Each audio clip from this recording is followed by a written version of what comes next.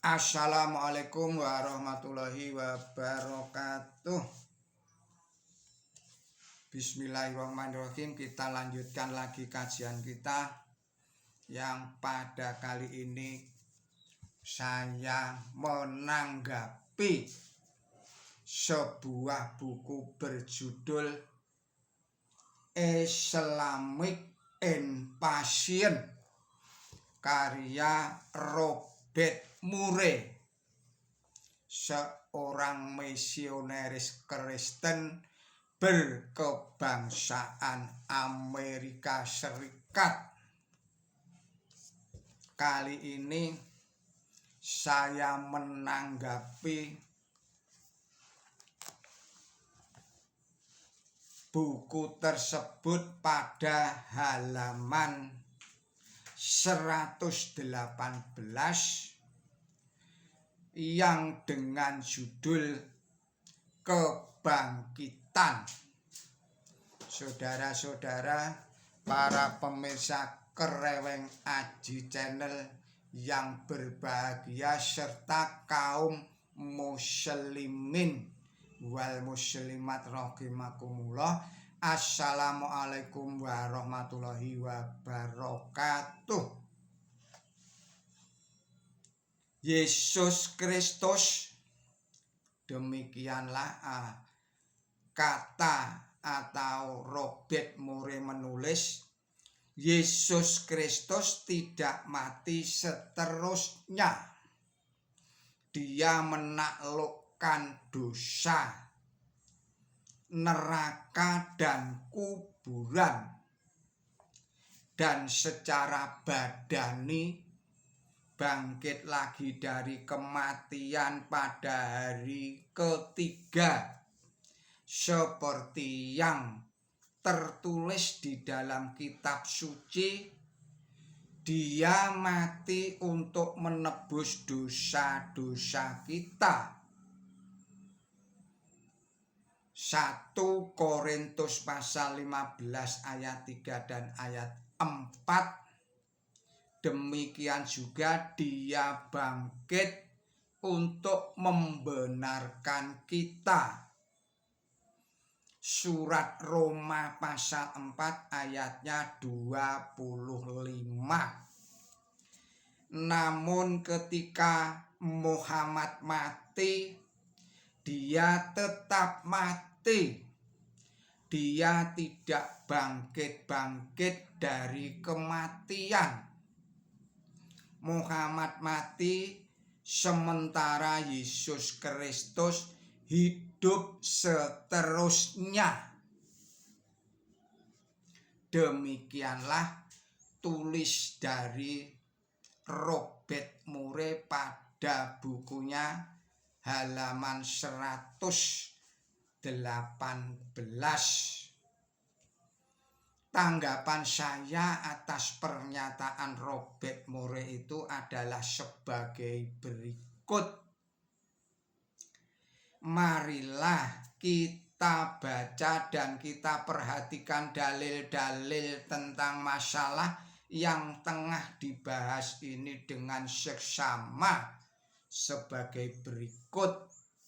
Kita baca Roma pasal 4 ayatnya 25, yaitu Yesus Kristus yang telah kita serahkan karena pelanggaran kita dan dibangkitkan karena pembenaran kita.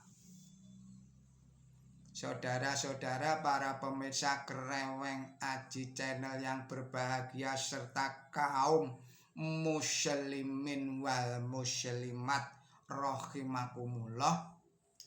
Lagi-lagi ayat di atas itu bukanlah kata-kata yang keluar dari mulutnya Yesus Kristus, tetapi memang benar-benar kata-kata dan persepsinya Paulus yang disampaikan kepada jemaatnya atau komunitasnya di Roma. mempercayai Yesus bangkit dari kematian dan terus hidup dengan badan jasmaninya hingga sekarang yang sudah kira-kira 2000 tahun lebih dari dahulu hingga sekarang, dan sekarang sedang duduk santai di surga di sebelah kanan Bapaknya. Ini memang suatu dogma yang tidak bisa diuji dan tidak bisa dibuktikan secara ilmiah dalam disiplin ilmu apapun. Hanya ilmu asal percaya. Saya ulangi lagi, hanya ilmu asal percaya, tanda petik, yang dapat menerimanya. Orang-orang Kristen pada saat membicarakan ilmu pengetahuan dan teknologi, segalanya harus logis, segala-galanya harus masuk akal, semuanya harus ilmiah, semuanya harus dengan logika tetek bengek. Bahkan juga ketika membahas Quran suci, mereka mengatakan harus logis, harus ilmiah, dan segala macam tetek bengek seperti itu. Tetapi ketika menyangkut masalah hidupnya Yesus Kristus yang katanya hidup di langit, duduk di sebelah kanannya Bapaknya di surga, hingga saat ini yang sudah kira-kira 2000 tahun, mereka tidak menggunakan akalnya, bicara tidak rasional, tidak logis, tidak ilmiah, tidak masuk akal, dan seterusnya dan seterusnya. Sebagaimana mereka mengatakan seperti itu terhadap ajaran Nabi suci Muhammad Shallallahu Alaihi Wasallam. Kenyataannya mereka sendiri berbuat seperti itu. Mereka tidak menggunakan akal, budi, dan hatinya. Tidak dipakai topi ditaruh di laci.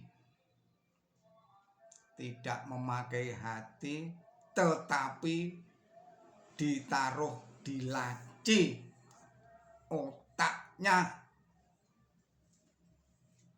Jadi ketika membahas soal ini, mereka menaruh otaknya dalam kata-kata orang Jawa didengkul.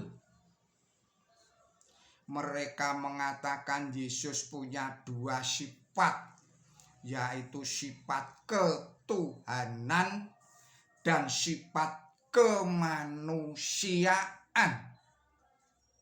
Karena Tuhan maka hidup terus. Di satu sisi karena manusia maka mengalami mati. Ini menunjukkan bahwa orang-orang Kristen semacam Robert Moore itu hanya mampu memahami separuh saja masalah-masalah ketuhanan, dan separuh saja hanya mampu memahami masalah-masalah kemanusiaan. Jadi tidak utuh pemahaman tentang ketuhanan hanya separuh, pemahaman kemanusiaan pun hanya separuh. Kepada siapapun yang mungkin bisa menjelaskan masalah ini yang sesuai dengan tradisi mereka, yang katanya apa-apa harus ilmiah, apa-apa harus logis, apa-apa harus masuk akal dan lain sebagainya, maka monggo dipersilahkan yang lainnya untuk menjelaskan tentang hidupnya Yesus Kristus di langit. Itu banyak sekali pertanyaan-pertanyaan berkaitan dengan itu yang mesti dibuktikan, dijawab oleh mereka.